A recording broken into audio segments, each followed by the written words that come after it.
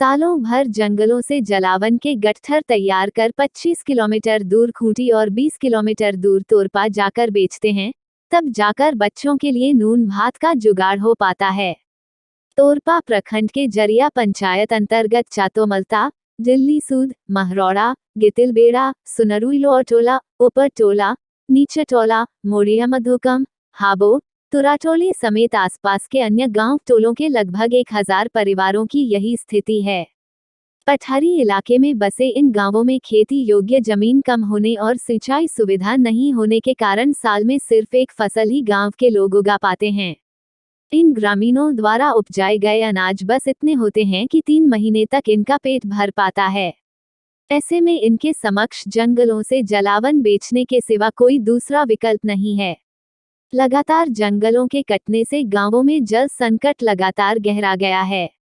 बरसात में तो काम किसी तरह चल जाता है, लेकिन गर्मी के आते ही नहाने धोने और मवेशियों को पानी पिलाना इनके लिए बड़ी चुनौती बन जाती है।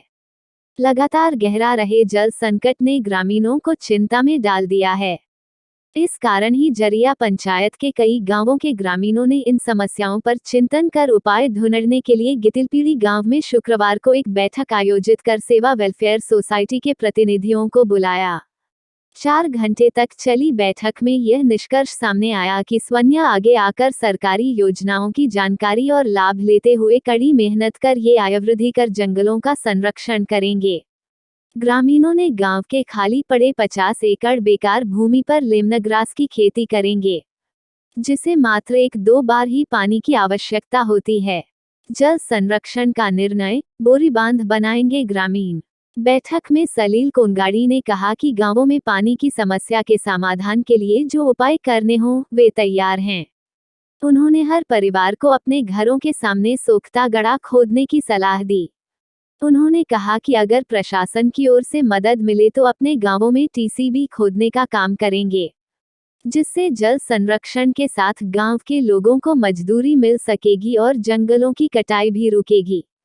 बैठक में 2 बड़े तालाब और सुनरुई नाले पर 200 फीट चौड़ा बांध बनवाने की मांग की। सेवा वेलफेयर सोसाइटी के प्रस्ताव पर ग्रामीणों ने सभी गांवों के पहाड़ी नालों पर बरसात के खत्म होते ही बोरी बांध बनाने का निर्णय लिया। झारखंड अलग राज्य बनने के बाद जंगलों के बीच बसे इन गांवों में पहले एमसीसी और उसके बाद JLT-PLFI उग्रवादियों का वर्चस्व रहा। ये गांव नक्सलियों के मुख्य ठिकाना हुआ करते थे, जिससे कोई भी सरकारी अधिकारी और कर्मचारी गांवों नहीं जाने के लिए नक्सलवाद का बहाना बनाते थे।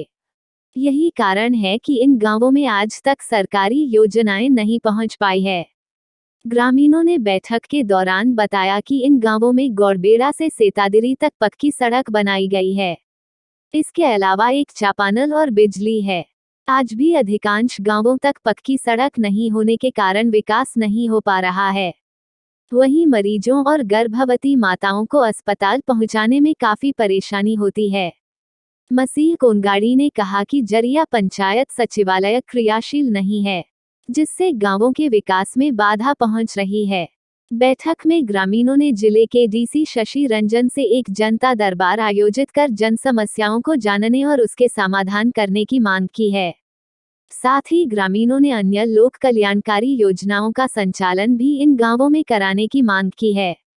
बैठक में सलील कोनगाड़ी, मसीह कोनगाड़ी, दानियल होरो, फिलिप हेमरोम, जोन कोनगाड़ी, अनसेलम सोय, प्रेम ढोलराया, मंगा सोय, विजय चंपिया, सुसाना होमरोम, लुकस मुंडा समेत सभी गांवों से 15-15 लोग बैठक में पहुंचे थे। ग्रामीण जल्द ही गांव की समस्याओं पर एक और बैठक आयोजित करने का निर्णय है।